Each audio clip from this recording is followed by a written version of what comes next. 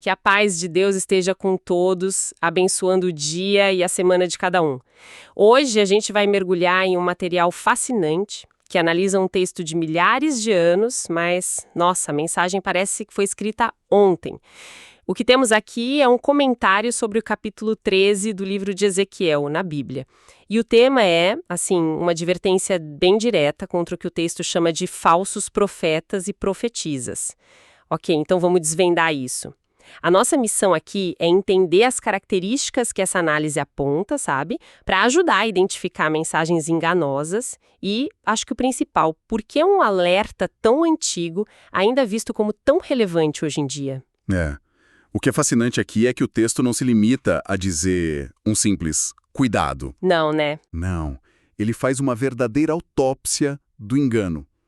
O comentário que a gente vai explorar disseca o método, a motivação, as consequências da desinformação espiritual e usa metáforas assim muito poderosas. É quase um manual, então? É quase um manual de contra-inteligência para a espiritualidade. Gostei da sua definição. Um manual de contra-inteligência? Gostei. Para a gente entender a força dessa mensagem, talvez precise de um pouco de contexto, né? Quem era Ezequiel e para quem ele falava. A situação não era nada tranquila, certo? De forma alguma. Esse é o pano de fundo que dá todo o peso ao capítulo. Ezequiel está profetizando durante um dos períodos mais traumáticos da história de Israel. O exílio. Exato, o exílio na Babilônia. Parte do povo, incluindo a elite, foi deportada de Jerusalém. Eles perderam tudo, a casa, a terra, o templo. Estavam deslocados, confusos e desesperados por uma boa notícia. A pergunta na cabeça de todo mundo era: quando a gente vai voltar para casa? Será que Deus se esqueceu de nós? E nesse vácuo de esperança, nesse desespero coletivo, é que surgem esses profetas. É o terreno perfeito. Perfeito para quem oferece respostas fáceis. Exatamente. É nesse cenário que Deus ordena a Ezequiel que confronte esses outros profetas, tanto os que estavam lá no exílio quanto os que ficaram em Jerusalém. E o problema central, a raiz de tudo, é que a missão deles era ilegítima. A autoridade que eles diziam ter era uma farsa. E como essa farsa se manifestava? Porque, imagina, eles não chegavam dizendo: olha, vou inventar uma mensagem aqui. Claro que não. A tática, segundo o texto, era usar a embalagem correta. Eles usavam a fórmula consagrada. Assim diz o Senhor. Ah, sim. Soava oficial, divino, né? O material que a gente está analisando destaca que eles podiam dizer: eu tive uma visão, ou recebi uma revelação num sonho. Eles dominavam o jargão religioso, a performance da autoridade. A encenação. Perfeito. Mas a acusação de Ezequiel é implacável. Deus não os enviou. A mensagem não vinha do céu. Tá, se não vinha de Deus, vinha de onde? Qual era a fonte dessas mensagens que pareciam tão autênticas? A análise é muito clara quanto a isso. A fonte aponta que as afirmações vinham da própria imaginação deles. Da cabeça deles. Ou do próprio espírito. Em outras palavras, eram projeções dos seus desejos, das suas ambições, ou talvez até do desejo coletivo do povo. E o comentário que estamos lendo, ele extrai um princípio disso. Para evitar esse erro, qualquer ensinamento deveria se basear nas claras afirmações da palavra de Deus e não em sentimentos e intuições, por mais bem intencionadas que pareçam. Mas aí entra uma questão prática bem complicada. Como uma pessoa comum naquela época ou hoje conseguiria diferenciar o que vem da própria imaginação de uma inspiração genuína? O texto dá alguma pista? A pista não está tanto na aparência, sabe? Mas no conteúdo e nas consequências. É algo que a gente vai explorar mais para frente. E é aqui que o alerta se torna ainda mais sério. A análise que temos em mãos conecta essa passagem com uma advertência de Jesus sobre os últimos dias. Ah, interessante. Onde ele afirma que os falsos profetas seriam tão convincentes que conseguiriam realizar sinais e milagres para enganar, se possível, até os eleitos. Nossa! Quer dizer, não estamos falando de um charlatanismo óbvio, de uma fraude amadora. Não mesmo. A capacidade de convencimento poderia ser, inclusive, sobrenatural. Isso eleva o nível do desafio, né? Precisamente. A forma era impecável, a linguagem era correta. O ponto crucial que a fonte levanta é que só usar o vocabulário religioso certo não valida a mensagem. Certo. É a clássica diferença entre forma e substância.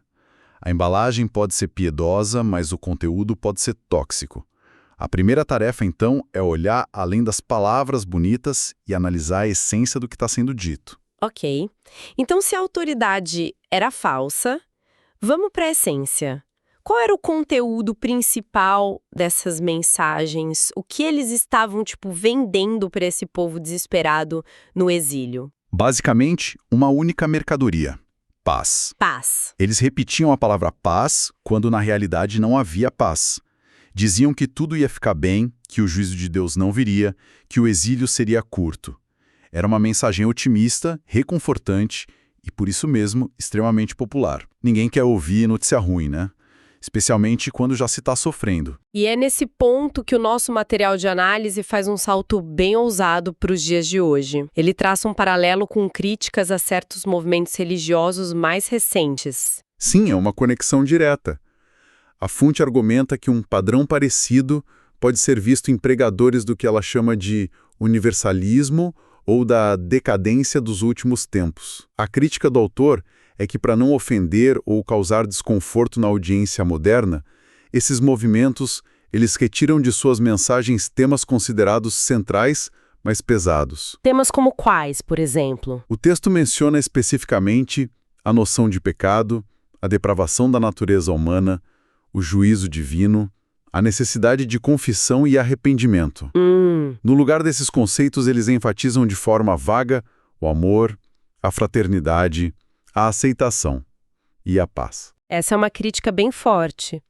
O autor do comentário está basicamente dizendo que, ao focar só no positivo, esses movimentos criam o mesmo efeito da paz prometida pelos profetas de Ezequiel.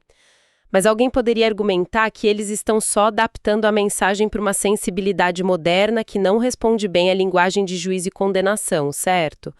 Onde o autor traça a linha entre uma adaptação e uma falsificação perigosa? A linha, segundo o argumento do material, está no resultado. A verdadeira paz com Deus, para este autor, só é alcançada por um caminho mais árduo. Qual seria? O da verdade sobre a própria condição, o do arrependimento genuíno e de uma conversão radical que muda o rumo da vida. A paz oferecida sem esse processo seria uma paz barata. Superficial. Uma paz que não exige nada. Exato, uma paz que não exige mudança nem confronto com a realidade. E para ilustrar o quão destrutiva essa paz superficial pode ser, Ezequiel usa duas metáforas inesquecíveis. A primeira, pelo que eu vejo aqui, é a dos chacais. Uma imagem bem agressiva. Agressiva e precisa. Para entender a metáfora, a gente precisa pensar na importância dos muros de uma cidade antiga. Um muro com uma brecha era um convite à invasão, à destruição. Claro. O papel de um profeta verdadeiro, segundo o texto, era ser um sentinela, um reparador. Era se colocar nas brechas, identificar as vulnerabilidades morais e espirituais do povo e convocar a um conserto, um arrependimento que fortalecesse as defesas. Mas os falsos profetas não faziam isso? Pelo contrário, Ezequiel os descreve como chacais no meio das ruínas.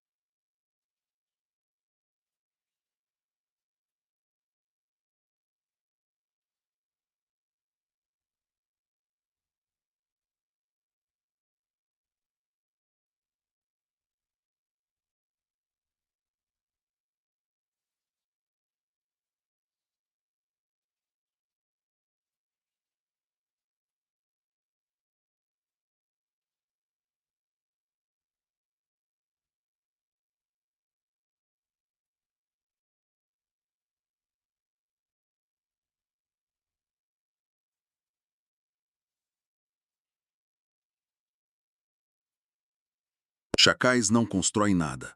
Eles são oportunistas, exploram a decadência, se alimentam do que já está morto ou morrendo. Ao proclamarem uma falsa paz, eles incentivavam o povo a ignorar as brechas. Com isso, em vez de consertar, eles aceleravam a ruína. E a segunda imagem é talvez ainda mais famosa, a dos maus construtores e da parede caiada.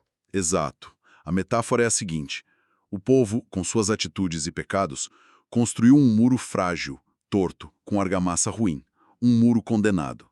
Os falsos profetas, em vez de alertarem cuidado, essa estrutura vai cair, chegaram com um balde de cal, a caiadura, e simplesmente pintaram a parede por cima. Uma maquiagem para a ruína. Perfeito, a palavra é essa.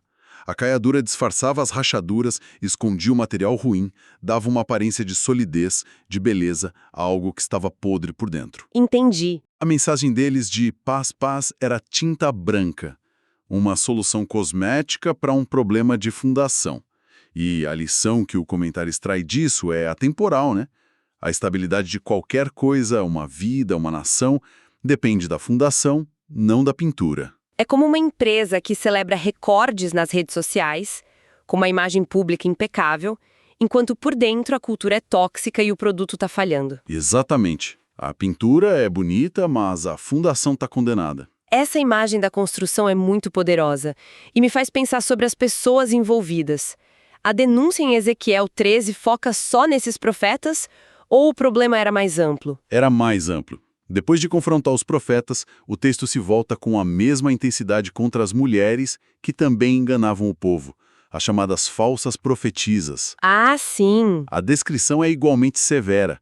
Elas são retratadas como uma armadilha perigosa para as almas. E qual era o método delas? Era diferente dos homens? O texto é um pouco enigmático, mas sugere um método talvez mais pessoal, mais místico. Fala sobre costurar faixas mágicas e fazer véus, talvez usando amuletos ou rituais para influenciar as pessoas, caçando almas uma a uma. Uma abordagem mais íntima. Exato, mais íntima e manipuladora.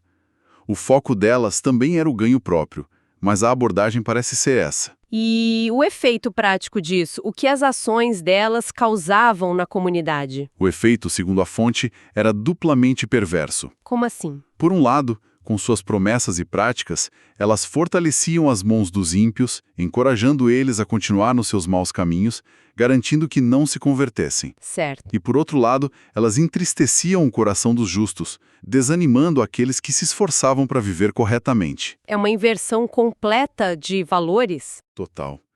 O mal é aplaudido e o bem é desencorajado. A bússola moral da comunidade ficava completamente desregulada. Uma desorientação total. E, claro, o texto termina dizendo que elas também seriam alvo do juízo divino. Isso nos leva de volta à aplicação moderna. Como essa análise que a gente está lendo transporta essa preocupação para o nosso contexto? É aqui que a análise se torna bem abrangente. O autor expressa o que ele chama de uma profunda perturbação. Primeiro, ele aponta para dentro do ambiente religioso ao ver crentes sendo atraídos para longe da palavra de Deus por aqueles que se apresentam como novos profetas e profetisas ou pregadoras de novas doutrinas. A preocupação é com ensinamentos que se desviam da base bíblica, então. Exato. Do que o autor considera a base sólida. Mas o alerta não fica restrito a igrejas e grupos religiosos, pelo que eu entendi. De forma alguma. E esse é talvez o ponto mais interessante. A análise expande o conceito de falso profeta para a cultura em geral. E fica claro que esta é a perspectiva do autor do comentário, né? Sim. Ele cita nominalmente pessoas sendo enganadas por mídias espertas, gurus, através de horóscopos, videntes, ciências ocultas, yoga e misticismo oriental. Então, para o autor deste comentário, não importa se a embalagem é religiosa, secular ou mística, o mecanismo de engano que ele identifica é fundamentalmente o mesmo. Exatamente essa é a conclusão dele. Para o autor, o mecanismo é o mesmo: oferecer orientação, respostas fáceis e um tipo de espiritualidade que não exige um compromisso moral real, que não demanda uma transformação de caráter. É a mesma promessa de paz. A mesma promessa de paz sem o custo da mudança. A forma muda do profeta antigo para o guru moderno. do ritual com véus para a leitura de horóscopo, mas a função de caiar o muro permanece idêntica. E a conclusão do material é bastante sóbria, quase um aviso final. Sim, é um fechamento muito sério. A frase usada é direta. Virá o dia em que Deus chamará tanto os enganadores como os que se deixam enganar para prestarem contas. Quer dizer, a responsabilidade é compartilhada. A análise enfatiza isso. Existe a culpa de quem promove o engano, mas também a de quem o aceita passivamente. Talvez por conveniência, né? Certo, vamos recapitular os pontos principais que a gente extraiu dessa análise de Ezequiel 13. Primeiro, a importância do discernimento, de sempre questionar a origem e a autoridade por trás de uma mensagem. Segundo, a necessidade de olhar para o fundamento, não só para a aparência. A pintura pode ser bonita, mas é a estrutura que importa. E, por fim, o alerta sobre o perigo de abraçar uma paz superficial, essa solução cosmética que só mascara problemas estruturais muito mais graves. Nós falamos bastante sobre como os enganadores agem, as táticas deles, mas a análise me deixa pensando muito no outro lado da equação. O texto de Ezequiel sugere que o povo construiu o muro fraco primeiro e os profetas só vieram pintar depois. Isso levanta uma questão desconfortável, uma reflexão para a gente levar. Até que ponto o engano só encontra um público porque nós já estamos, de alguma forma, procurando por ele? O que na natureza humana nos torna tão suscetíveis a uma mensagem que ignora as rachaduras no muro? O que em nós anseia pela caiadura em vez de uma reforma estrutural? Deus abençoe todos os ouvintes.